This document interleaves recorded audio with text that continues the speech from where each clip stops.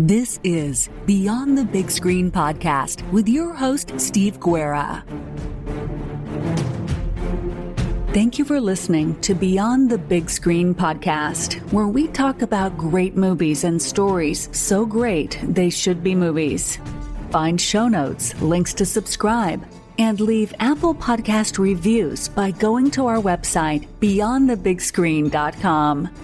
And now, let's go beyond the big screen.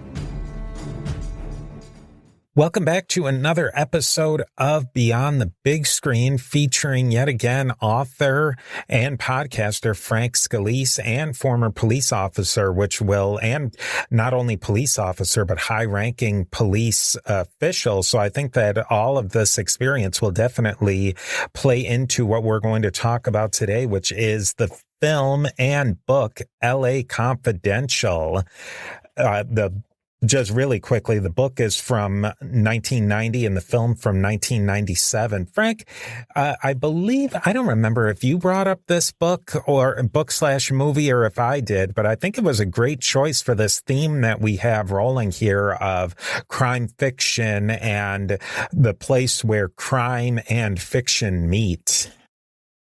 Yeah, almost the crime fiction that could be true crime sort of film genre.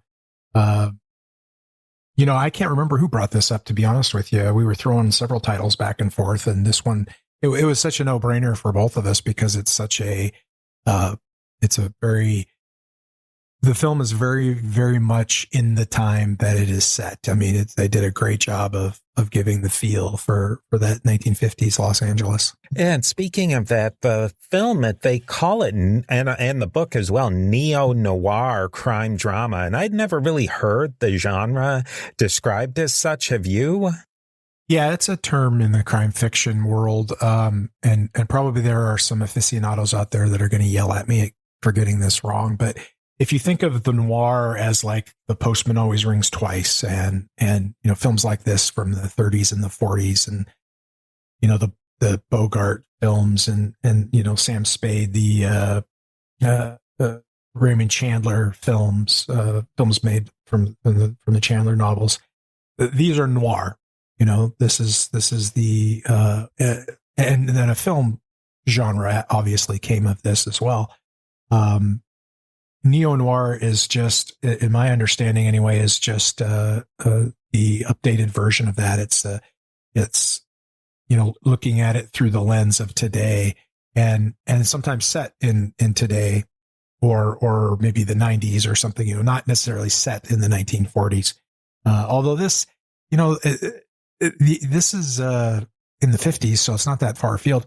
I also think that, in noir novels of the past, in the films of the past, because of the Hays Code and because of other social norms, the violence was pretty toned down. The sexuality was heavily implied, but usually was only, maybe a kiss and a slightly plunging neckline. And the, profanity was very limited as well. And in Neo-Noir, none of those restrictions really apply either. So that might not be a perfect definition by any means. Like I said, there are some friends of mine who are really experts on this that would be groaning and rolling their eyes right now. But, we're landing in the compass direction of what we're talking about anyway. Yeah, I felt like this movie in particular and the book, it walked that line just right, where it didn't paper over any of the grittiness, and it didn't way overplay the grittiness either, that it didn't go into where some of that noir and some of these things can go into an almost horror direction, where I think that this stayed true to it, where it felt almost like history. The author of the book, James Ellroy, he's written a pretty fair balance of fiction and nonfiction books. So I think that he brings in a realistic element into the book and into the movie. Yeah, he's written a number in this setting and in and around this time period. He wrote another one called The Black Dahlia. They made it into a movie at one point as well. But the book is I think it's set in the 40s, and it's very similar in tone to LA Confidential. This is his wheelhouse, vintage LA, historical LA, the gritty crime scene, and the true crime of the same. Ellroy himself, his mother, he's LA native, lives and loves and breathes every bit of LA, Los Angeles. And his mother was murdered in the 1950s. Possibly, it's an unsolved murder to this day. And he's drawn a couple of links that maybe it was related to the Black Dahlia, but it was definitely not a murder of a jilted lover or any of the typical things you would think of. I'm sure as a police officer, 99% of murders are somebody over something. It's pretty easy to track down. This was there was no links to any of the kind of the usual suspects of a murder. And there's kind of links that it might have been towards a serial killer type situation. And that informs this book and movie as well. Yeah. And you have to think that it must have had an incredibly, powerful impact on the author. I mean, losing a parent to the homicide is traumatizing. And I don't remember how old he was when she died, but to lose your mother at an age where, probably the mother is the, primary parent in terms of where you're getting your nurturing from at that age, and then, like for any victim, we make fun of the term closure a lot these days, and it's one of those, overused terms that has had some blowback and some pushback in recent years where people kind of make fun of it, but where the death of somebody, a homicide is concerned, closure for the family is actually a very real and important thing. And getting, who did it and them getting arrested and them going to trial and hopefully being convicted, these different steps of the process provide varying degrees of closure for these family members. And he didn't even get to the first step. Like he didn't even get to the identity of the suspect. And so it's this, I have to imagine it's this giant gaping open wound in his soul. And I mean, I don't mean to be pretentious by saying that or hyperbolic, but I mean, I think it would be. And I think it's represented in what he's written and how he's written it, that it is. I think that the books and the movies that were adapted from those books make it pretty plain. Another part of that especially for somebody, and I'm sure it has to come into his writing, is that when something happens to somebody who's young, I think he was maybe in his tweens, if I'm remembering this correctly. So not quite a teenager yet, but a little bit older than just a strict child. Oftentimes, even if there is closure of the death of a parent or a death of somebody like that, they'll revisit that at different developmental levels when they're a teenager, and it'll be almost like it's completely fresh again. And you see that if you have if you're, say, in a profession where you deal with children a lot, and you've seen that a child who's gone through some sort of trauma or death of a parent, that they do have these almost points where it's like it's completely been revisited again when they're an early teenager, mid-teenager, and into adulthood. And it usually takes until you're fully developed cognitively until they can really deal with that.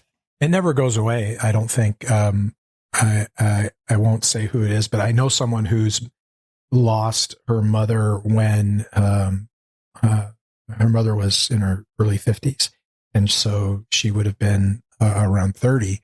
And as the different stages of her life, every decade or so, as you enter a different kind of stage of your life, you would look to your parents for something different. You look to your parents on how to become an adult. Then you become an adult, and then have kids. You look to your parents of how to be a parent. And then, your kids grow up and they move out, and now you are looking to your parents for advice on how to deal with that change of life. And then maybe, when you hit the stage of menopause. How did you know you were going through menopause? Your mother is a confidant and a mentor at every stage of life because she's your mother and because she's 20, 25 years ahead of the game, and has that experience. And I mean, just before we started this podcast, I was on the phone with my 30-year-old daughter, and we still have a very strong relationship, but it's different, obviously, than when she was a kid. And she's looking for something different from me now than when she was 20. And so as you hit these different stages of life, the absence of your parent, I think, is felt very keenly once again, because that's one more thing that you don't get to experience with them because they were taken away too young. And a natural death is one thing, or illness is one thing, and that's hard enough. I think when somebody's murdered, it's like that was very purposeful. Like you could say, oh, my mom got cancer and died, and I guess that was very purposeful on the part of the universe. but it feels different, when it's very purposeful on the part of some evil person who took her life for very selfish reasons. Yeah, absolutely. Getting into the movie, just a real quick overview. It was the movie came out in 1997, and it was a really incredible cast. And you can go on to IMDb or Wikipedia and see the entire cast. But if you just run through some of the top players: Guy Pearce, Russell Crowe, James Cromwell, Kevin Spacey, Kim Basinger, Danny DeVito, David Strathairn, and then some people who you would probably recognize really easily, even if you couldn't put your finger right on their name: Ron Rifkin, Graham Beckel. An incredible cast. And one of the things that really struck me about the cast is if you put yourself, if you're able to, back into 1997, Russell Crowe had basically just hit the scene at that point. Mm-hmm. And if I am not mistaken, this was more or less Guy Pearce's first big American role. So these, a couple of these people, like Guy Pearce and Russell Crowe, who are the top two people on the playbill, were pretty much brand new to the American acting scene, and they're both Australian, New Zealand. So they were foreign actors of a sort that just completely blew up in the Hollywood scene with this movie. Yeah, it was definitely a coming out party for them. I can't remember if Guy Pearce was in Memento before or after this, but if you haven't seen that movie, that's an outstanding concept movie. But he definitely wasn't a big name, and Russell Crowe obviously hadn't done Master and Commander and hadn't done Gladiator yet, and so this was his coming out as well. And I think it was also a bit of a renaissance for Kim Basinger. She'd kind of fallen out of from the mid to late 80s. She was an it girl kind of, and she'd fallen out of favor a little bit, and this was kind of her resurgence. Name wise, yeah, he was probably the biggest name. I mean, everybody knew who James Cromwell was by his face, but probably nobody knew his name, I would imagine. He's one of those actors, and that guy's got such a, just an aside, that guy's got such an eclectic acting career. It's amazing. But if you look at I just pulled up IMDb here while we're talking here for Kevin Spacey, and he had The Usual Suspects already at this point, and he'd been in 7 and A Time to Kill. These were all pretty big movies. He's got a lot of stuff before that, but those were his big 3 before that. So, I'd say he was like an emerging big star at the time. And I think you're probably right. Of all of them, he was probably the biggest male actor, and then Kim Basinger was clearly the biggest female actor. Now, we're sort of our goals today is we're going to get into spoilers, which if you're new to Beyond the Big Screen, welcome. And we're going to get into spoilers. And if you've been around, you know that we do spoilers. So I really do suggest watch the movie, listen to this episode, then watch the movie again, and it'll give yourself something more to think about. And we'll get into some comparisons and contrasts to the book in a really high level, because you could go into a whole thing about that. But I think that there are some interesting comparisons. And then we're going to really get into something that we talk a lot about, especially with Frank, is themes of police corruption and personal corruption. And think about, there's not one kind of police corruption. And we'll get into that each one of these characters really had their own brand of corruption.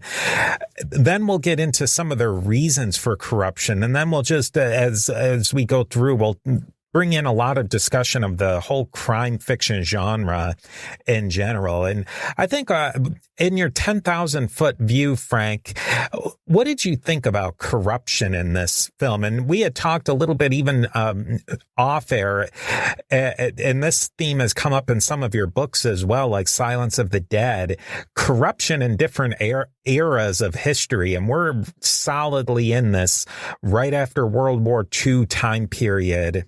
How does corruption evolve, I guess, in history? Steve here with a quick word from our sponsors.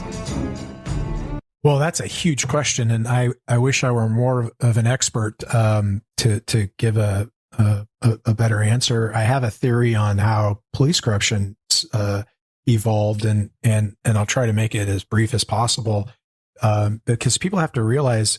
Let me say first and foremost, as someone who was a police officer and someone who continues to work in the profession as a private consultant, I have the utmost respect for members of the profession. I think it's a noble profession, and I think it's a very necessary one, and it's a job that very few people can do and do well. And so I am definitely pro police. I'm also pro accountability, of course, but I think the national discussion has been a bit skewed in its objectivity when it comes to the majority of police officers. And certainly you can point to one or two or even a dozen different events over the course of a few years nationwide, and be very correct in saying that was a bad act. At the same time, there are hundreds of thousands of police officers doing millions of contacts a year. And so, by and large, the profession does a really good job at what they're being asked to do.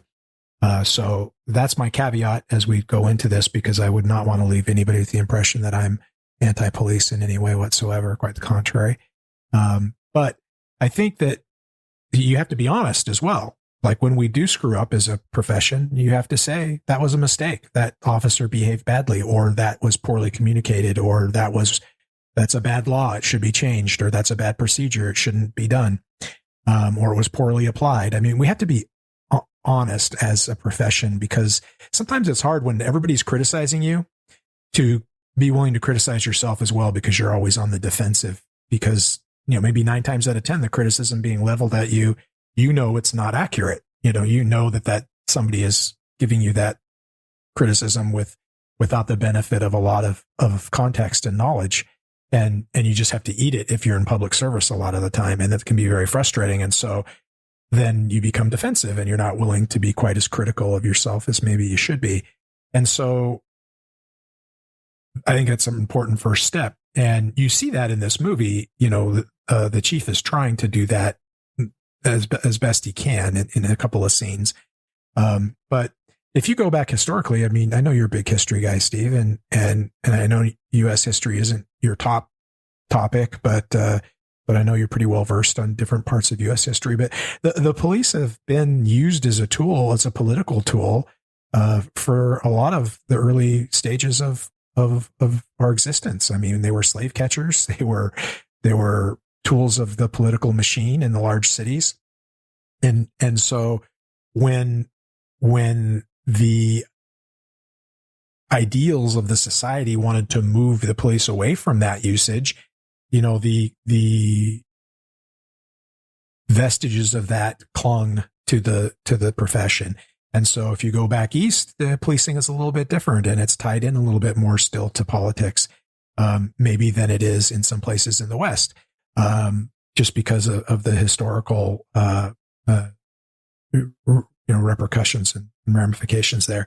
And so that's part of it, right? Is some of the biggest corruption we have in any profession or any place in our country is because that's the way we've always done it, right? And people don't stop to ask, why is Bud White getting free liquor from the liquor store?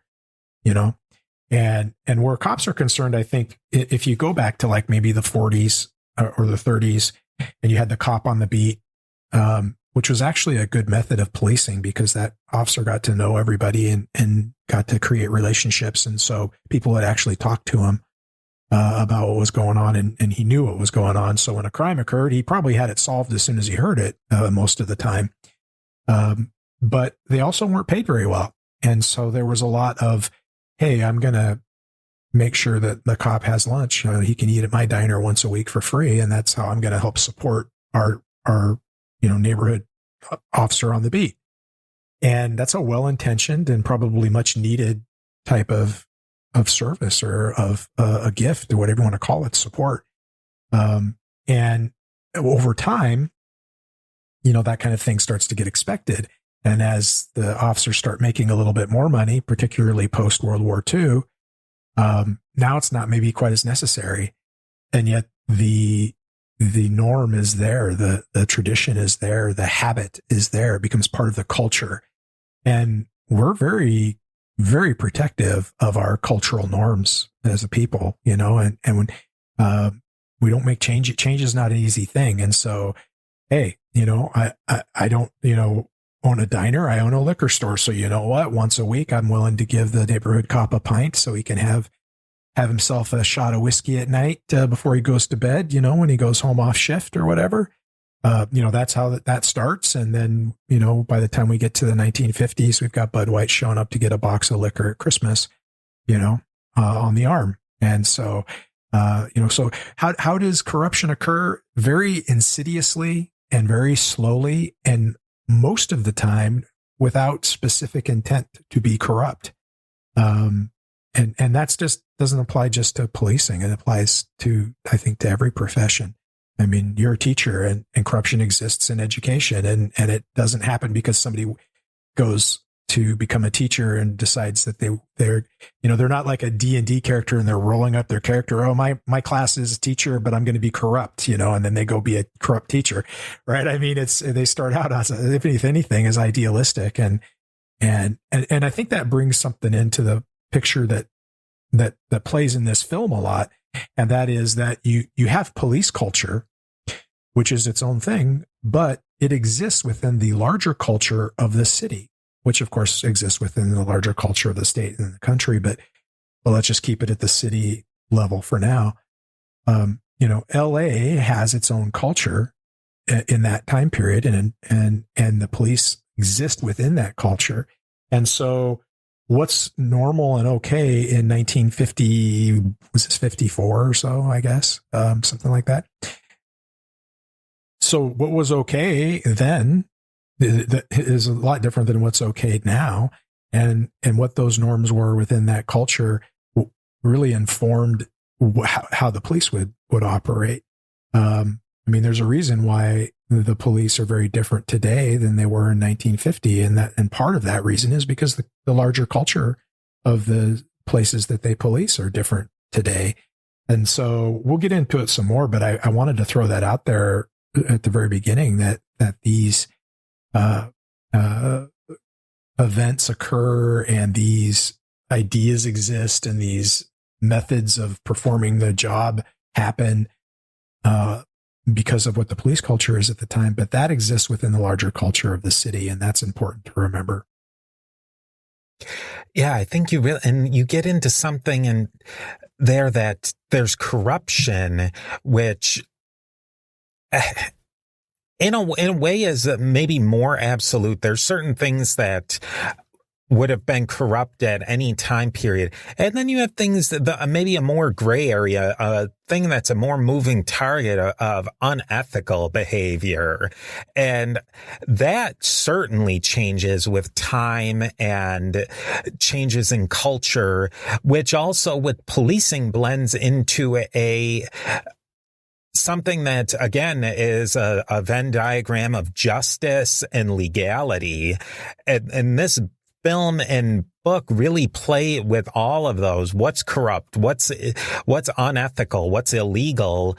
How do you find justice for a crime? And then what is a proper legal outcome?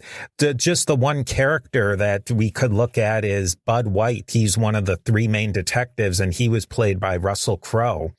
He, in a way, sort of represents Ellroy in that Bud White saw his mother murdered, and he has a real problem with men who abuse women and men who kill women. So he'll follow somebody if they get out of prison on parole, and he goes and beats the snot out of a guy right in the movie because he had just heard that he was beating his wife again. And that's something, yes, that's justice in a lot of ways. But even back then, that was not how the legal system was going to deal with it. But it was also kind of okay. Like, nobody had a gigantic problem with them doing that. So there's a perfect example, Steve, that like if you looked at that officially, he'd be fired and or arrested, right? He assaulted that guy. But nobody had a problem with it. That's the larger culture in action. And that's, I think, I made a note to bring that up here. And so I'm glad you did. But he's doing that because it's his personal thing. It's his thing. He's got a thing for, damsels in distress, and there's a reason for it. And he takes extraordinary action when they're being abused. That's his character. Well, he goes to that guy's house. He, jerks his decorations down, and when the guy comes out, he starts a fight with him and then handcuffs him to his own porch. I think most people, when they see that, are like, hey, good for him. Yeah, we need cops like that. And everybody thinks things like that, but then, and that's why when we think, hey, it's okay if he broke the rules a little bit or stretched the rules a little bit, but it was for a noble cause. It was for a good reason. And the ends justify the means here.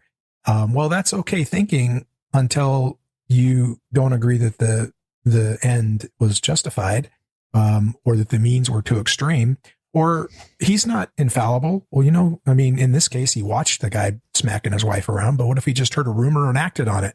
And it turned out it was started by the guy's mistress or jealous sister, or, somebody that he had business dealings with, and the guy wanted to set him up or whatever. I mean, it's relying on, human infallibility, which doesn't exist. And so he's going to make a mistake. That's why we have laws, because then everybody's playing by these same rules. But I think that event ties in really nicely to what Captain Dudley Smith asks, actually pretty early on in the movie, right after Bloody Christmas, where he asks him, would you be willing to plant corroborative evidence on the man you knew to be guilty? Would you be willing to beat a confession out of a man you knew to be guilty? Would you be willing? He starts asking these questions, which are classic noble cause corruption questions. The idea that somebody commits a corrupt act, an objectively corrupt act, planting evidence, changing a report, these things. Nobody would agree that that's not a corrupt act, that that's wrong. But they do it for, quote unquote, the right reasons. And so I always use the example of, you arrest a child molester who confesses to molesting 5 kids, and you forget to read him his rights. And so then halfway through, you stop and read him his rights, and he shuts up. And so you're going to lose all of that unless you write in your report that you read him his rights from the very beginning. And who cares? It's a technicality. It's a procedural error. It doesn't change the fact of whether or not he's guilty. It doesn't change the fact of whether or not he confessed to that. It doesn't change what the victims went through. I mean, people can get behind this pretty easily. Like, yeah, screw that guy. but that's how it starts, and then, once you start down that path, the danger exists of the slippery slope, concept coming into play. Now, most officers will never even take that first step. They'll just be like, they'll eat it. I screwed up and I'm going to have to live with it. Occasionally someone might make that first step, in an extraordinary circumstance and have to live with that. Very few proceed past that. But when it does occur, that's how it occurs. Usually cops, just like teachers, don't come on and say, I'm going to, beat up my kids, or I'm going to have an affair with one of my 13-year-olds or something like Mary Kay Letourneau. I mean, people don't go to teaching to do that. People don't become cops to kick in a drug dealer's door and steal money from their safe and, or whatever. How does it get to that point? Step by bitter step is how it happens. And so, but in these questions that Dudley Smith is asking Exley shows you that practice in 1950, early 50s in LA, in this fictional version that Ellroy's created, the culture is such that those are norms. Those are expectations. We're not going to talk about them. We're not going to admit to them in the public, and it won't go in your official report, but you are expected, if you're going to be a detective, to be willing to do these things for the greater good. Well, that's not just LAPD culture, that couldn't exist if it weren't for the larger culture as well. So I think those questions that he asked Exley and Exley's responses, I think that's a key moment in the film, particularly early on. And we can talk about Exley, Edmund Exley. He's the sort of, he comes out of the gate as the golden boy. He's clean cut. In the Bloody Christmas episode that you talk about, where the police, Bud Smith gets all that liquor and they have a Christmas party in the station house and they all get drunk, and one circumstance leads to another and they beat up all the prisoners in the lockup at that point. And Ed is the one who goes and blows it all up, and they really almost everybody wants to just sweep it under the rug, but the chief is a reformer chief, and he knows that they have to do something, and they have this guy who's willing to rat out all of his brother officers. And you initially get the point, well, he's just a straight arrow and he's going to tell it exactly the way it is, and he's going to be a completely quote unquote by the book kind of guy. Yeah, but he's really more of a political animal. You figure that out as soon as that scene's over, for sure, the way he handles it in the chief's office.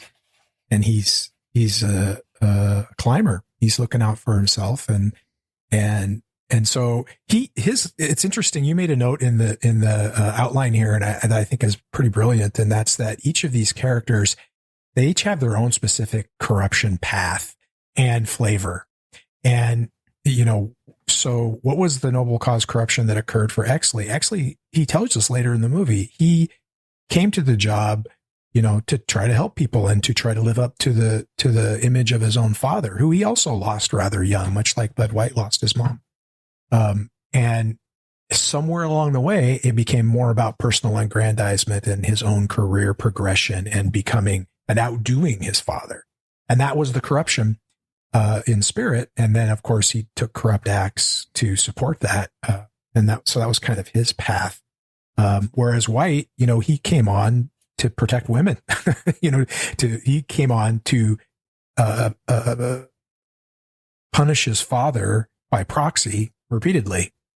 And that's what he's been doing. And somewhere along the line, he realized that there's more to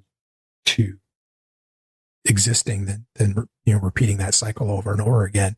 And he actually, he finds some true emotional connection with Lynn Bracken, and he has some growth there. He's also got this anger issue that's kind of fun. He's a hot-tempered guy, and watching him go after Exley in the middle of the street, that's high drama right there. And I've heard stories of that kind of thing happening all the way up into, I came on in 93 and I never saw it happen or heard of it happening, but guys that I worked with that were older that came on in the 70s, reported a couple of things like that occurring, blow ups between cops on the scene, well into the 1980s before, they got a little more circumspect about it and took their arguments behind closed doors.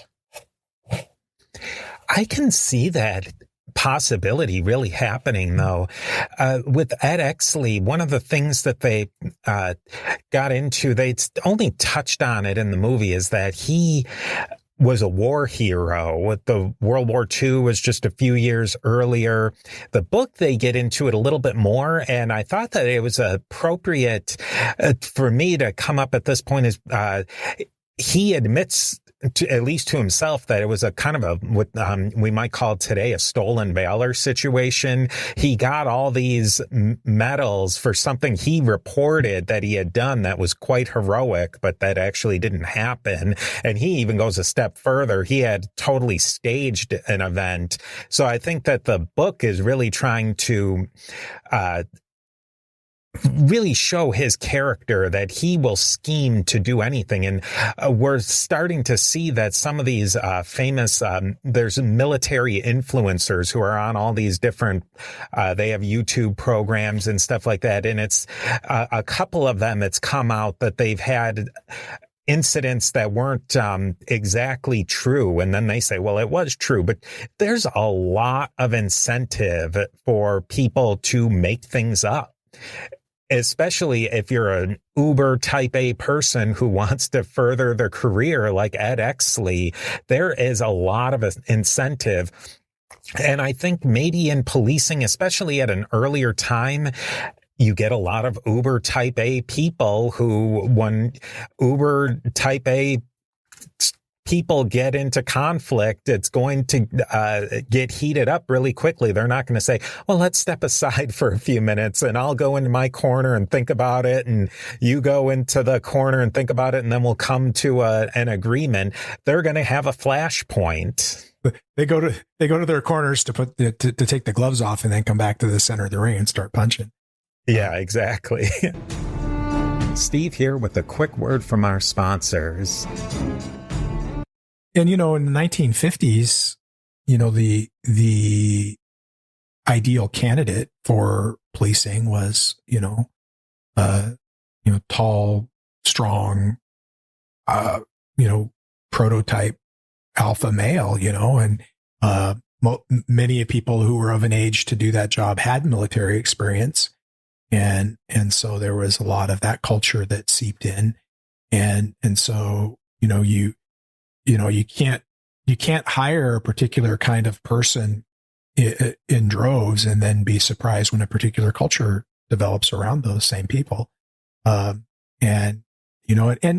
be clear too. I mean, if you're a civilian, and this isn't true of every civilian, I'm making a sweeping generalization here, but in general, what does the public want from their police?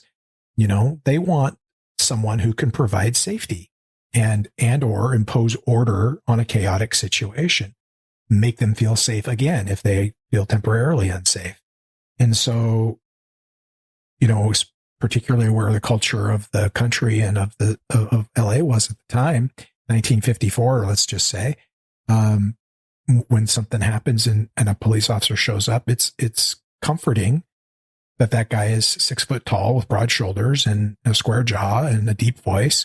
And this kind of stuff. I mean, that's what people were looking for because of the stereotype and because of the way the culture was. Now, I still think there's an element of that that's true today. I think we're a little more evolved in that you could have a 5'2" female show up, and if she exudes confidence and competence, you'll get the same feeling of safety and restoration of safety. But, policing can be a very primal profession at times. And by that, I mean the stuff that you have to engage in, but I also mean what kind of emotions the people you encounter are going through. And, the closer we get to the amygdala, the less, the less, evolved that we are, literally.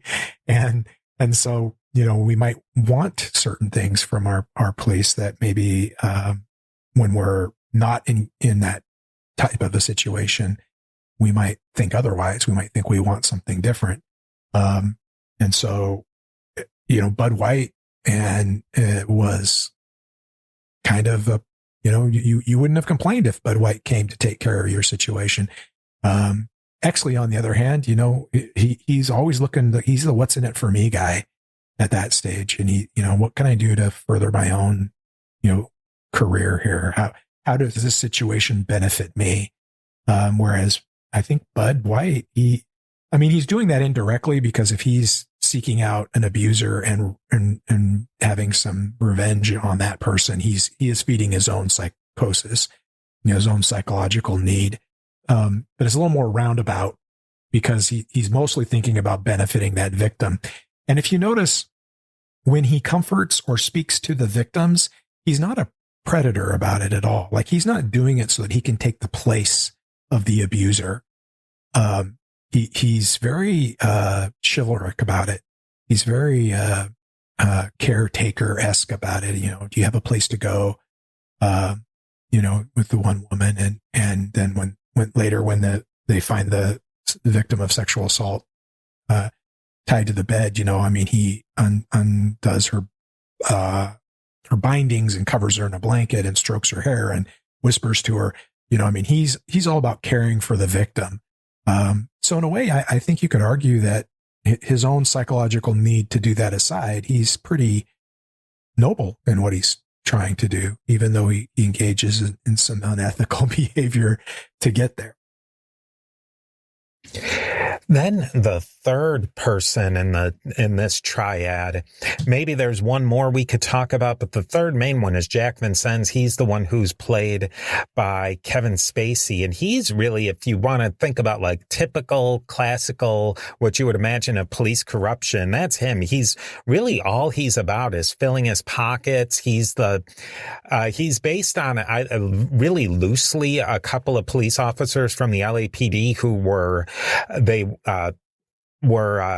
helpful in some of the early television programs about the police, like Dragnet and those sorts of things. And he makes money that way. He makes money by arresting hopheads and drug addicts, which would have today, I'm sure that's another thing we could get into. Basically, everything that Jack Vincennes arrested people for in 1950s is entirely legal today, with marijuana and with sex work and things like that. Yeah, the pornography. But he's making money off of arresting famous Hollywood actors who have been set up in many cases and then selling that to gossip rags. So I think in a lot of ways, his is the most vanilla corruption, but then in a way he turns into somebody who's maybe the most moral of any of them, at least in the film. Yeah, he's all about ego. I mean, he's lining his pockets too, but I think a lot of what's driving him is ego. He likes being part of the Hollywood scene, part of the TV scene. He likes being the guy that is behind the badge, of the Badge of Honor show. And, it really matters to him, so much so that when he's brought in to be questioned after the Bloody Christmas scandal, he says, I'm not going to testify. That's the lever that they use to get him to testify, is they're going to take him off the show, and he plays ball. He can be back on the show as technical advisor. So, that position as technical advisor both gives him the financial gain that he's looking for, but I think even more than that, the ego, being splashed on the front of Hush Hush magazine and all of that, really feeds his ego. And when I watched this just last night. The last time I watched it was, for the show here. And one of the lines that struck me that I didn't remember from earlier watchings was when Exley has his moment near the end of the movie. They have a shootout at the Victory Motel, and I think that's where it was. But either way, they're having a conversation. Yeah. And Exley says, tells him about Rollo Tomasi, and he tells him about, why he became a cop and how it changed. And he asks Jack Vincennes, why did you become a cop? And Kevin Spacey, I know he's a problematic actor for sure, but just looking at the artist, phenomenal actor, and he's been in some great movies. It's hard for me not to watch them, because you have to try to separate the art from the artist, I guess. But he did a great job in this moment where he just kind of tears up a little bit, and just a little bit, but it's there. And he says it with this just heartbreaking tone, "I don't remember." And to me, that's even worse, or that's even more heartrending than Exley's story, because Exley, he knows what he wanted to do in the first place. And so he has something he can get back to. And Vincennes has lost his way so much that he doesn't even remember, why he entered the forest to begin with. Like, he's just totally lost. And that was just heartbreaking, I thought, and very well written and well performed. I will say this about Jack Vincennes. He's probably the most brutally honest about who he is to everybody. He doesn't try to hide who he is to anyone. And I guess White doesn't either. Exley kind of does to a degree. But I would vote Vincennes as the most transparent of the three. I think too, with Vincennes, the things that he's doing are unethical. They're corrupt. They're, even in that day, illegal. But he's not really hurting anyone. These people were people that they had broken the law at that time, and he's just making more of it to enrich himself. And I think with each one of these characters, you have to evaluate for yourself in each circumstance, are they getting towards something that is at least approaching something like justice, and which each character at each scene, you're like, okay, I can see that maybe they're doing something that gets us towards at least some idea that their society is going to be a little bit better at the end of this series of events. Yeah, you could argue that he's just attaching a writer to the main bill that's going through, right? I mean, these folks are breaking the law. They're going to be arrested for it. If I happen to make a little money on the side and get my picture taken and somebody gets a nice news story out of it, yeah, it makes these people's lives a little worse. But hey, they knew the risk when they decided to break the law. So, it's not quite victimless, but it's certainly not as blatant as, the stuff Captain Smith was doing, or even Bud White directly, assaulting people without, without legal provocation to do so. I don't think you could quite call it victimless, but certainly, he's just tacking on to what's already going on. And again, that ties into my whole point of the larger culture at work.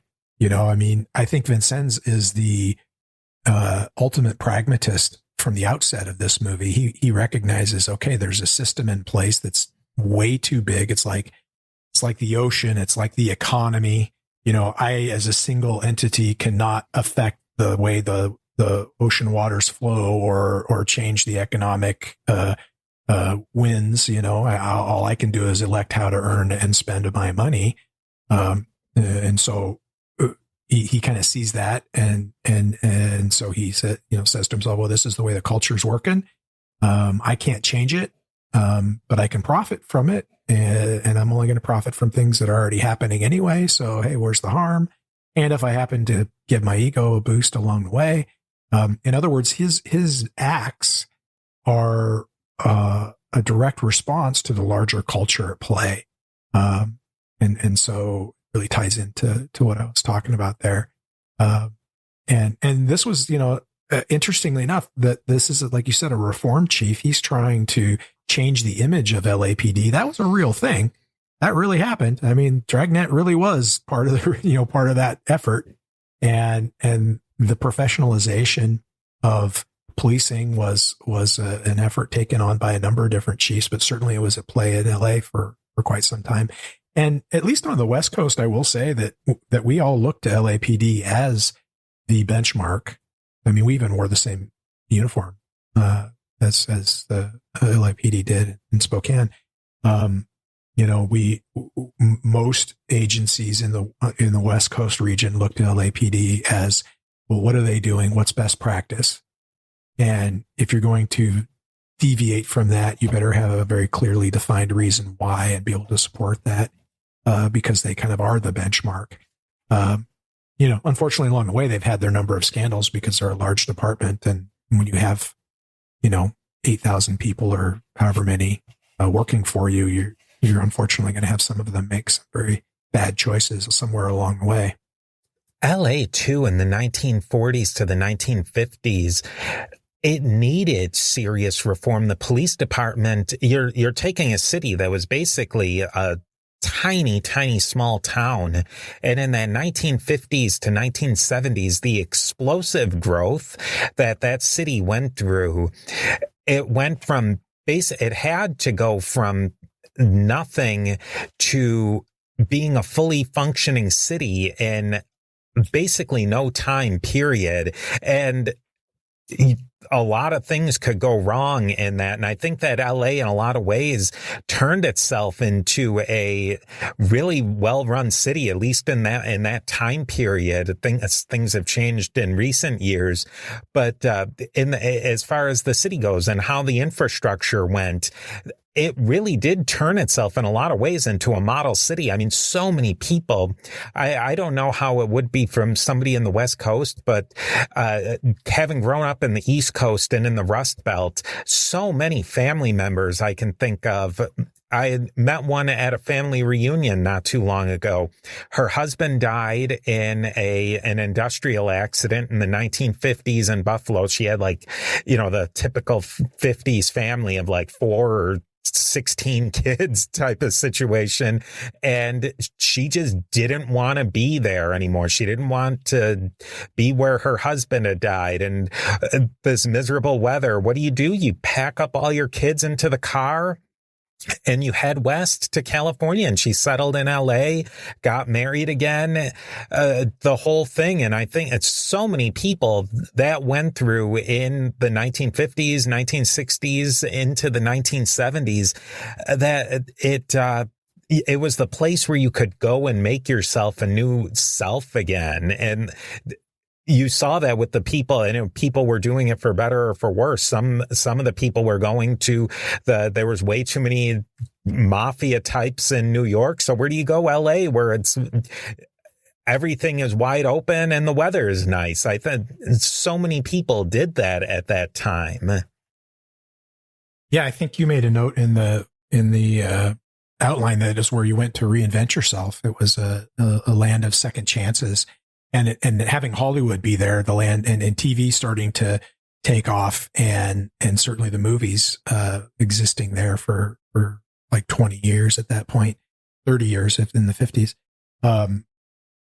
It was a land of hope and dreams for people, and of course so many of those hopes and dreams were crushed. And that's pretty well shown by Lynn Bracken's character a little bit, but also the Matt character, the guy that gets murdered after they sent him to seduce the DA.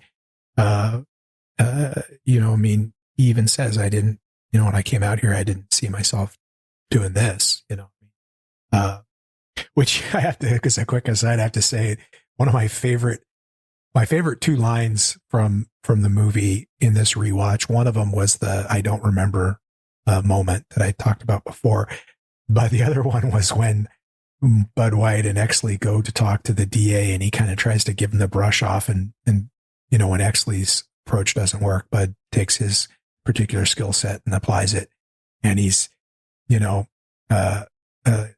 and follows him into the bathroom. And the DA had said, who cares if some guy just got killed, some gay guy just got killed, there'll be 10 more kind of getting off the bus later today. And he grabs onto him, smacks him around, shoves his face in the toilet and everything. And he goes, let's remember this truth. If I take you out, 10 more lawyers will be ready to take your place by tomorrow. They just won't arrive on the bus. I thought that was a great line.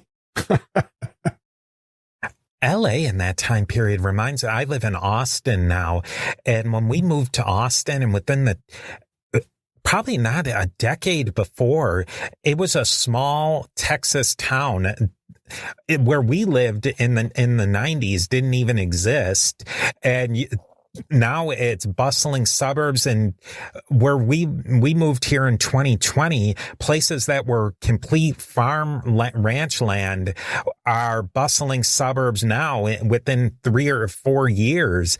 And I think that explosive growth, like you can think about it in an intellectual way, but when you actually see it, and it's really cool to see, and new restaurants open up and all sorts of cool stuff, but it causes a lot of change and consternation too, where people who had grown up in these little, what was essentially little towns of a couple of hundred people, now they're bustling suburbs of hundreds of thousands of people. That changes a person in their mindset. For the person who came there, and it sets up a lot of conflict between people who want to see things in different ways. And I think that is what was happening in LA at that time, like the Bloody Christmas, where they beat up these convicts, or they're not even convicts at that point. They're just people who had been arrested. At some point, I'm sure a lot of people were like, well, that's just how things are done. And they were primarily Mexicans in that, who were getting beaten up. And I'm sure there was a lot of people who were like, well, yeah, they were Mexicans and they got beat up. So what? And then you have a new crop of people who are like, yeah, you can't do that anymore. We're not. And that kind of conflict is bound to happen when a place just explosively grows. Steve here again with a quick word from our sponsors. Yeah, and we always tend to see growth outstrip the capabilities of the infrastructure to handle it. I mean, the infrastructure is always lagging behind. That's happening in my town right now in Central Oregon. The growth is outstripping the, putting a lot of pressure on the existing infrastructure. And so, you see it with traffic congestion and that kind of thing. And police services are one of those things that get taxed. Fire services, the hospitals. All these things as you get more people, it's taxed. And so the explosive growth of LA, I think, is I wouldn't say unique, but it's uncommon. It happened uncommonly fast. Maybe Las Vegas is another example, but I think that this movie works really well if one were to go back and watch Chinatown and then watch this.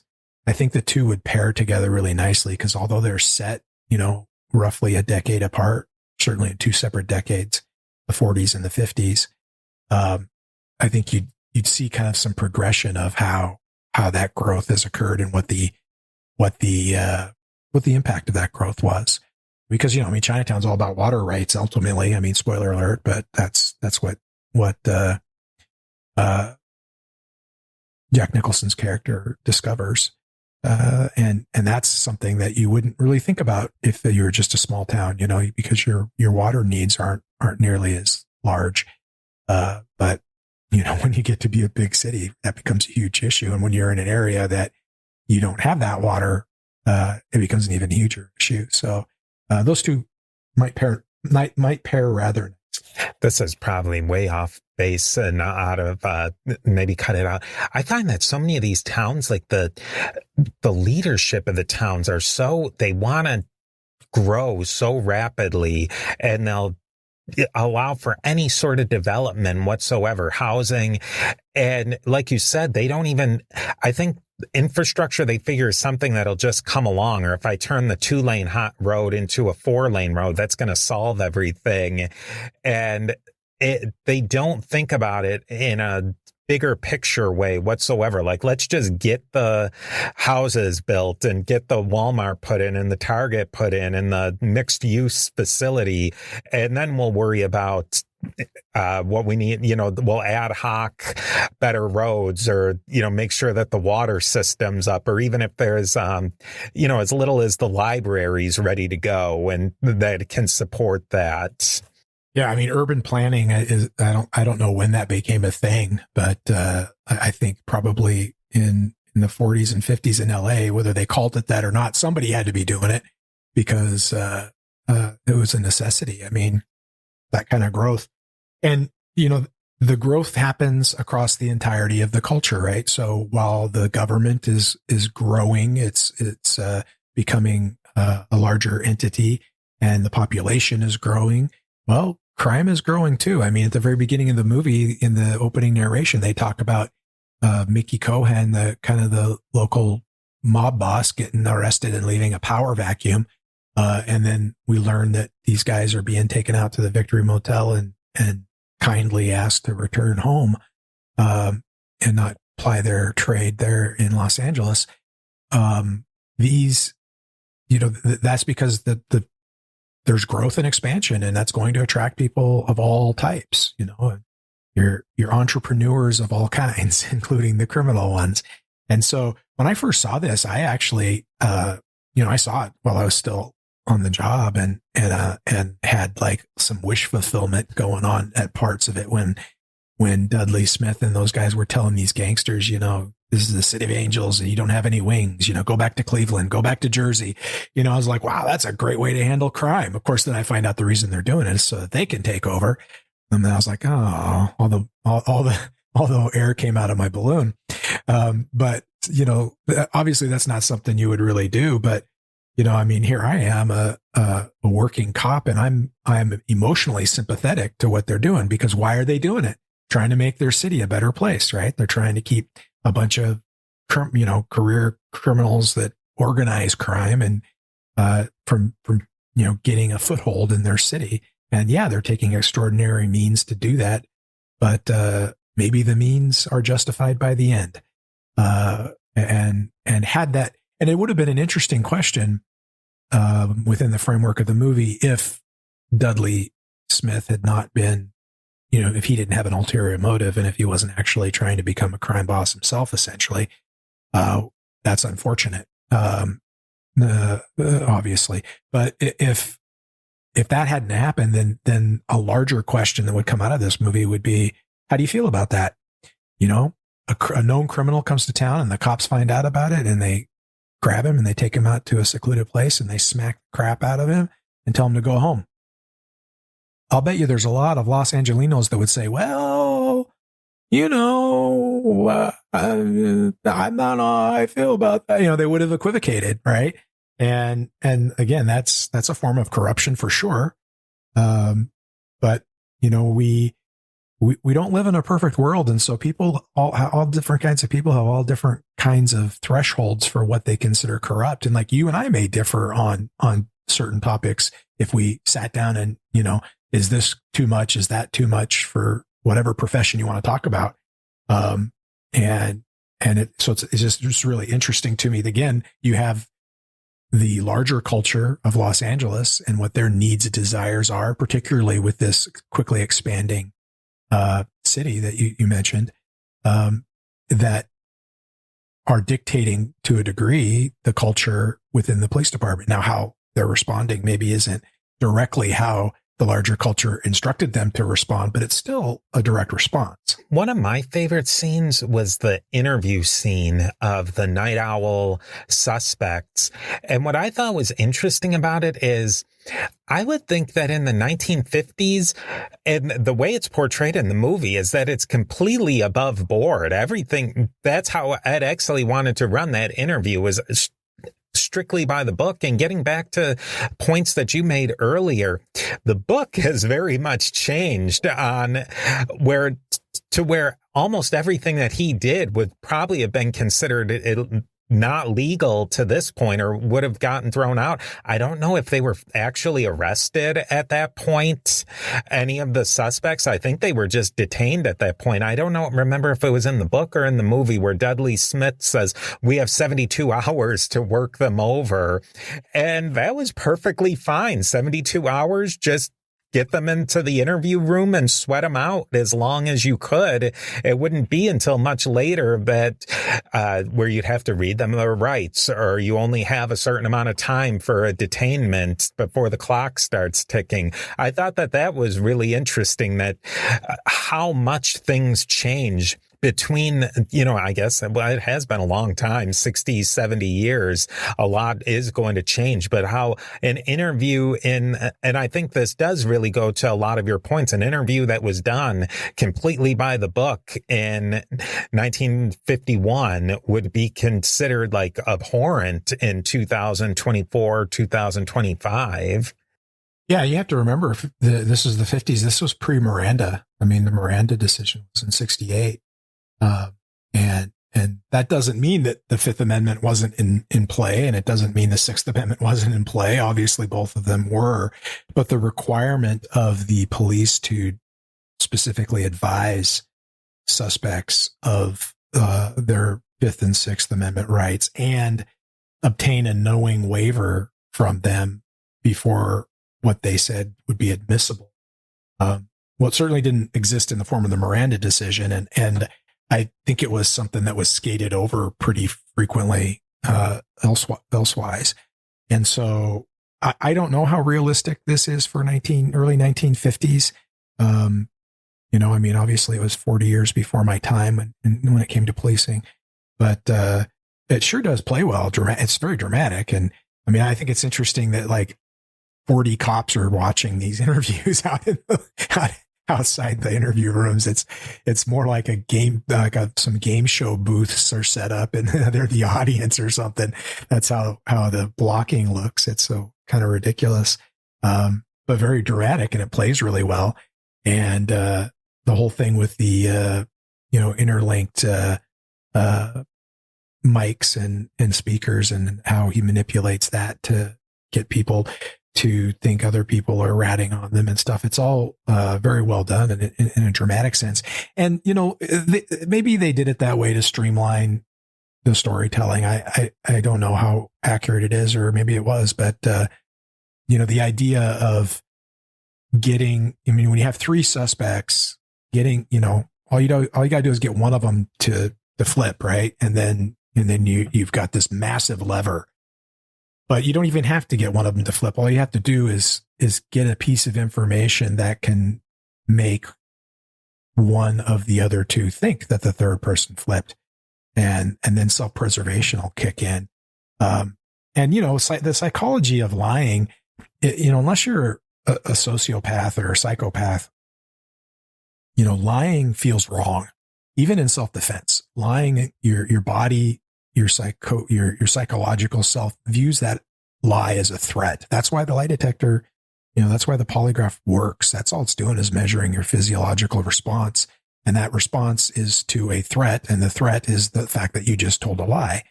And that's why sociopaths can ace a lie detector test, walking backwards, it's not a problem. And so you notice, like, at times when Exley gives a piece of information, once the cat's out of the bag, so to speak, there's a deflation that occurs, and he told you that, and then the confession follows soon after. It doesn't usually work that quickly, but that's not, in terms of a process, that's not very far off. I mean, it usually takes longer, and it takes a little more convincing, and it takes a little more chipping away. But it's almost like a lot of people, they've got this wall built up, and that's the lie. And once you get a crack in that wall, it tends to tumble rather quickly. And there's a sense of relief sometimes that people feel when they're able to tell the truth, and even if it's a truth that is against their own best interest, because it's just the way that we're wired. So, I mean, I think it's a cool scene. It's one of the scenes that I remember, because I hadn't seen the movie in probably 10 years at least. And so when we started talking about doing this show, that was one of the scenes that I remember really well. I think it plays well. I think you're right. Fun scene. Now that we're starting to get towards the end here, it's the part that one of my favorite parts of any of these episodes is when we look at the things that we really loved and that we didn't like so much about the movie. Let's start with you, Frank. What were some of the things that you really loved about the movie? Well, I love the sense of time and place. I thought that was really well done. I thought the acting was really good across the boards. There really wasn't a bad actor in the place. And I've kind of already discussed, like, from a intellectual standpoint, what appealed to me, the whole culture and corruption relationship. and how each of these three characters resolved their own corruption differently, or rather very much the same way. They had different outcomes, but they all returned to their original truths. And unfortunately, Jack Vincennes, that cost him his life. Exley is an interesting one. I want to circle back on Exley's ending, so let's bookmark that. But I thought I felt like I was in 1954 or whatever in LA, and all the characters, but a gritty version of it, and I really, really like that. I liked how the scenes were very different. Like when you were at the police station, that felt very different than at a Pierce Patchett party. That felt very, different than, when they went into some of the different neighborhoods, and so forth. I thought Kim Basinger was absolutely stunning. Not exactly a revelation there, but, I came of age in the 80s. So she was, one of those, hot girls in the movies, for me. So it was nice to see her get, a juicy role that, there was a lot of, sexuality to the role. But I thought it was an interesting character because there's a lot of parallel between the character and the actress herself. I mean, Kim Basinger is a good actress. If you've seen her throughout her career, she's had some good roles and she's played them well. But she's also played on her looks and her sexuality and been cast that way in a number of roles. And that almost was a little bit of a prison, I think, that kept her from getting certain other roles, maybe. And so she was, in a way, she was having to be much like Lynn Bracken was having to be, Vanessa Redgrave, Kim Basinger, the actor, was having to be Kim Basinger, the sex starlet, a little bit. And so, I'd have to go look on her IMDb and see if she wasn't acting, from the late 80s to the late 90s, or if the stuff she was doing wasn't very popular or what was going on there. But I just remember this being a really nice resurgence for her as an actress. And it's ironic that the two storylines of the character and the actress were there. There's some parallelism, some symmetry there, I think. And I like that. I like that Bud White, gets sort of a happy ending. And I like to think that that the two of them kind of healed each other a little bit and went to Arizona and lived happily ever after. They're romantic and wants that. And then we can talk about Exley after you talk about what you like.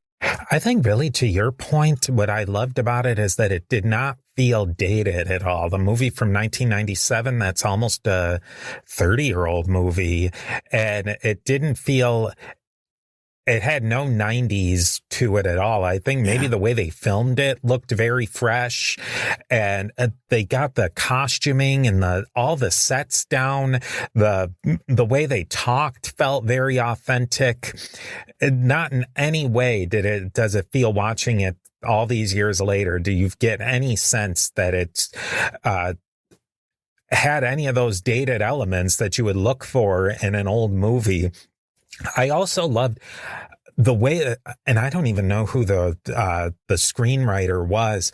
It was one of the very few books to movies that I've seen that's just so seamlessly, and the book and the movie complement each other so well.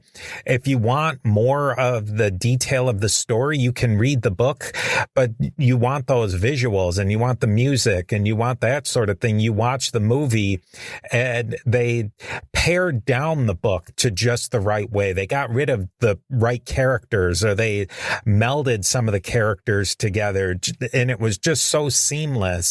It was a real masterful screenplay, I think. Yeah, I think you make a really good point there. I read the book even longer ago. I read the book maybe when the movie came out, or maybe slightly before, slightly after. And so it's been at least 20 years since I've read the book, and I didn't get a chance to reread it before we did this. So I just remember it being like, when you read the book after having seen the movie feels like you're skipping a rock over a very deep lake, but it's the same lake. And I think to your point, it's They capture the essence of it. But his books are all very thick, very detailed, very epic. It's epic noir for sure. Maybe instead of neo-noir, that should be the genre. It's Ellroy writes epic noir. I have to tell you real quickly. I'll be careful here so I don't give up anybody. So there's a couple of other adaptations of this, and one was an adaptation for television, I think in 2018, that they did a pilot for. It had Walton Goggins in the Jack Vincennes role. And the pilot wasn't picked up right away. And then by the time they got through everything they needed to get through to pick it up, everybody associated with the project there's no way you could reassemble them. And so unfortunately it didn't end up going. So a few years after that, I was at a writers conference, and somebody who was part of that production did a I don't know what you'd call it, a gray screening. You did a black market screening of it. Anyway, he had a copy of the pilot and had a private screening for about 40 or 50 of us that he invited. And so I got to see it. I got to see the what was intended to be the pilot for the 2018 version. I got to tell you, we missed out big time. I think it would have been another Breaking Bad level of show.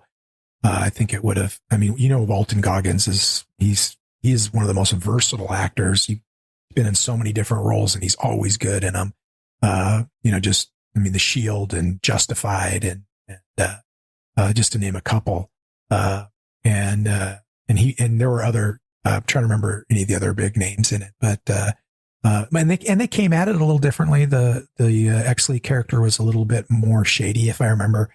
But boy, they captured the time and the place so well. And I think it would have been a massive hit.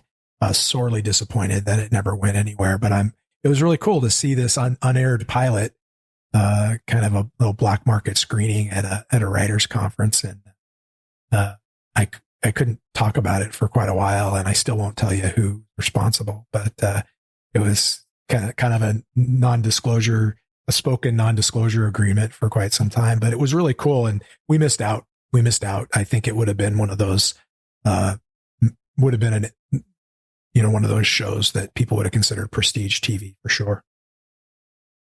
Yeah, because they really could have gone, when you have those 3 point of view characters, you could have gotten into their storylines merge together pretty quickly into the movie, because they have to.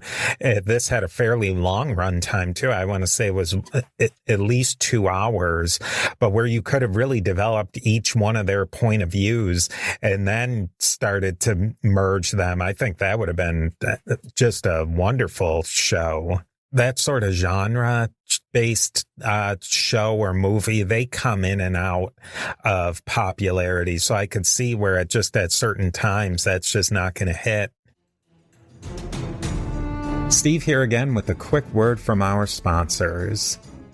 Yeah, James Ellroy was involved in the writing of this 2019 version. And when I look at the cast, the only one that really jumps out at me as being a name that people would understand is Walton Goggins. I mean, it was really good. And I mean, like I said, it was one of those things that, you wish it would have been picked up. I mean, HBO did a reimagining of, Perry Mason, that's, I think, a couple of seasons. And I watched the first part of season 1, and I need to get back to it. It's on my, I think some other show that we were longtime watchers of dropped a new season and moved away to go watch that. And I haven't been back yet, but, it's a very noir film, of course, with a lawyer. It's Lacoste, but it's in the 1920s, 1930s, I think is when it's set. But I mean, it would have at least been at that level, I think, of acclaim, and maybe even better, the fact that it was worked on by the author and everything. those kinds of productions where somebody, who really gets the material, who created the material, they tend to be so much more layered. I mean, you look at The Wire, David Simon's work on The Wire, you look at shows like Sopranos where there's so much involvement by the original creators. And so you get all these small layered details that really make it an even better production. I think you would have obviously had that from Ellroy. That series had been picked up. So sorely disappointed that it didn't happen, but it was pretty super cool to get to see it. And then you said you had something else to add about Exley. Yeah, I don't know if I've completely formed this thought, so I wanted to get your take on it, but I think it ties in really nicely to the overall theme that I've been pushing here, which is that all three of these people, and I'm going to throw Lynn Bracken in here too, because she's, I think, the fourth main character. Well, and Dudley too. So the five main characters there, all of them are faced with what I described. They're faced with, there's this larger overarching culture in place that's driving events, and they're a singular entity trying to exist and thrive and look out for themselves and accomplish their own psychological needs within that greater culture. And so how do each of them respond? Jack Vincennes loses his way, but he focuses on enrichment and ego through celebrity. Exley, he initially tries to forward his own career. Bud White tries to help women who are in bad situations, and that's feeding his own psychological need. Smith, I don't know when he became corrupt in terms of a criminal, but if it wasn't till much later, he was taking matters into his own hands and acting extrajudiciously to handle it. And then Lynn Bracken, she found what worked for her, right? I mean, she had some natural talents, physical and character wise that she used. And she had an end game in mind. She wasn't going to be doing this open-ended till I can't do it anymore. She had a time period in mind. And she even said something about, look, I do this for Pierce Patchett. I sleep with men and pretend to be Lynn Redgrave. And that's what I do. And that is not something society thinks is great, right? So she's getting that pressure from culture at large. But at the same time, she had, he doesn't abuse us. He won't let us take drugs, and she's probably getting a higher class of customer. So her chances, who are screened a little bit. So her chances of being abused by the customer beyond the actual transaction that's taking place are pretty small. So that's her way of dealing with the problem. And all of them kind of try to return to their ideal that they had at the beginning. If you think about it, I mean, Vincennes tries to be a real cop, tries to solve a case, feels bad that he got this kid killed over $50 basically, which I know that was a lot of money then, but still, I mean, that'd be, say, even it's $500 today, it's still, a human life is worth way more than that. Right. And he tries to correct himself. What happens to him? He ends up, spoiler alert, he gets killed. Smith responds to it by for whatever reason, they don't really flesh it out exactly why he decides to become a crime boss. Bud White and Lynn Bracken, they turn to each other ultimately, and they kind of solve each other's problems. They're broken. There's a line, I can't remember where I heard it, but there's a line that says, our broken pieces fit together, kind of a relationship type of thing. And I think that was very true for them. I think they definitely filled each other's voids, psychologically. And so they got a happy ending. Exley is a different matter though, in a way. I mean, well, Dudley, he's the criminal bad guy, so he gets killed. So, 40% of our main characters die here in this analogy. But looking at Exley's ending, right? What happens? The story of the Victory Motel is a lie, just like the Night Owl. It parallels the Night Owl in that regard. They don't go into it. They don't show it quite as strongly, but he's up in front of, a crowd getting another award that the chief is awarding him for another lie. And the whole reason he went into that scenario was to undo the lie of the Night Owl. And yet the power of the existing culture is so overwhelming and so strong that he eventually has to adhere to it, right? I mean, he eventually has to try to continue to, even though maybe he doesn't want to, he ends up doing the same thing that he did where the Night Owl's concerned. He makes a deal. He accepts a lie. He has stolen valor. Well, in the second case, I don't know that he stole valor. In either case, he acted valorously, but the lie is what is told to the public, and it's not what really occurred. And so it's interesting to me that he ends up essentially at the same place that he was at the beginning of the movie, if you think about it, except he knows more. But he's still taking action to benefit his own career. Now, I like to think that he's doing so and biding his time to when the existing culture of LAPD and the culture that it exists within in Los Angeles is more amenable to the changes that need to happen. And when he says they're using me, so for a little while I'm using them, that's a little bit of what I point to kind of buttress that hope. But that he's going to be, in the late 50s, early 60s, he's going to be a chief there who's going to do a massive reform and take it, a step further. And so he's just being pragmatic. He has to do what he has to do in order to get in a position to make the change. But I don't know.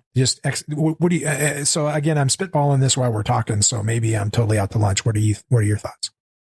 I like the point that you're getting to, is that it's not a fairy tale ending, because they're not fairy tales, but I think that each of them got to be the ultimate character that they were meant to be. That Exley hopefully will get to be the square, straight shooter, and he won't have to do those, and maybe that is redemption in a way, that those shadier things that he had to do in order to advance his career, that he's learned something from those, of shotgunning those guys in the elevator, that I think it was an elevator, that that wasn't who he really was. And that Lynn Bracken, she was a very caring, nurturing person, and that the prostitution and the scummier things that she was involved with Pierce Patchett, that ultimately wasn't going to define her. The brutality of Ed White wasn't going to define him. And even with Jack Vincennes, that he gets killed, we needed a main character to get killed. Unfortunately, it was too many of them not to have one get knocked out. Yeah. Yeah, they had to thin him out a little bit, but that he ultimately made the right choice. I loved that. And then just to wrap it up with Dudley, that Dudley really was a bad guy, and he got his comeuppance. I loved that Rollo Tomasi, mm-hmm.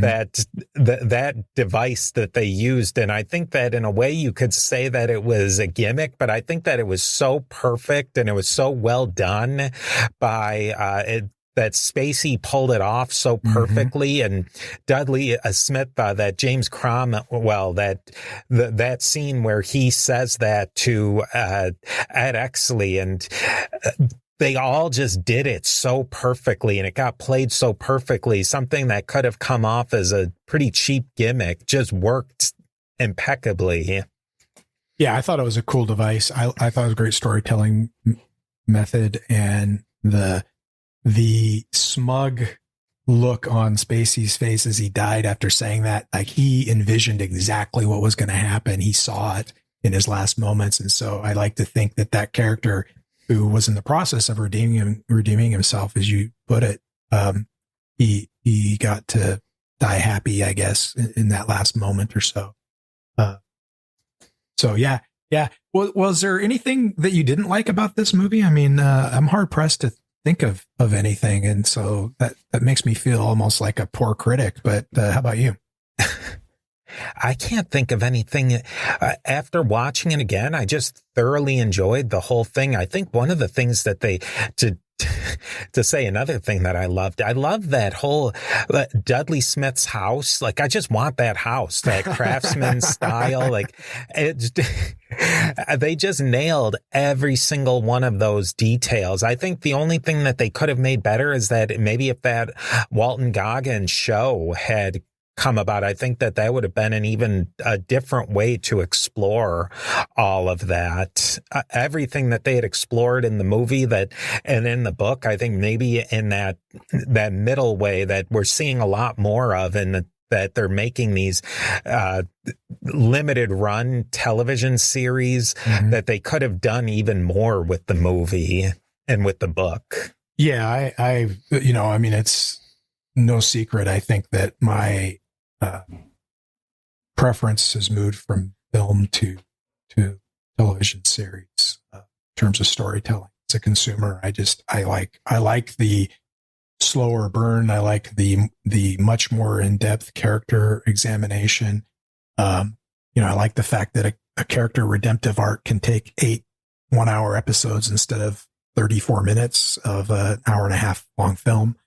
I just think that you could argue that television at times has been bloated in its episodic presentation, but anymore, 6-8 episodes sometimes for some of these seasons instead of 10-13 episodes.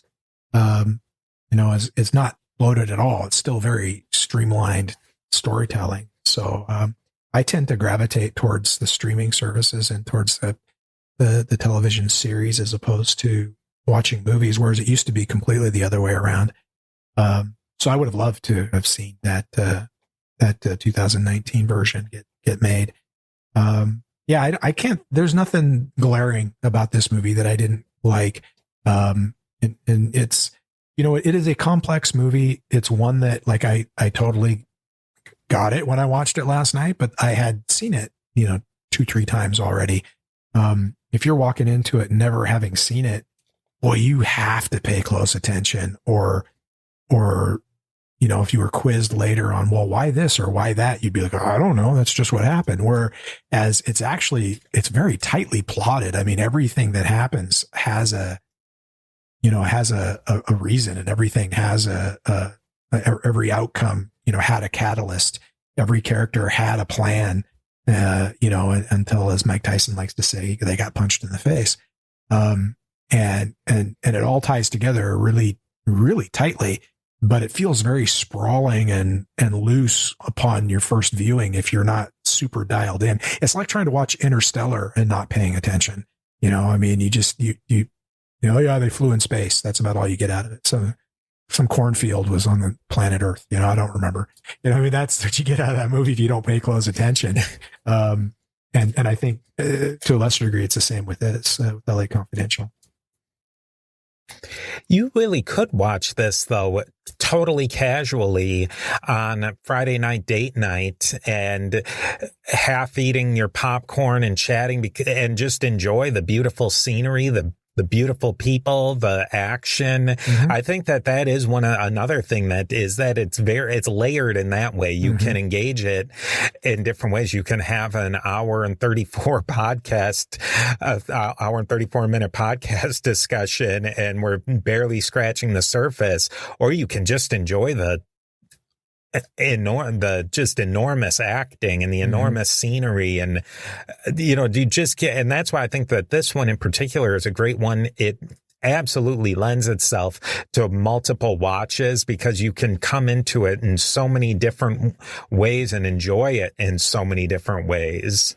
Yeah, I totally agree. When we decided to talk about this one, I was pretty excited, if for no other reason than it meant I was going to be rewatching. Yeah. And so if people out there, if you have any other movies that you'd like for us to discuss, we talk a lot about cop movies and police procedurals, but I think there's another movie that in a way reminds me of this is Unforgiven, which it would seem like an odd comparison, but they came out roughly at about the same time. And I think Unforgiven's another one that you can enjoy it at multiple different levels. And it's a movie, even it is completely, you can watch it today and it does not feel dated at all.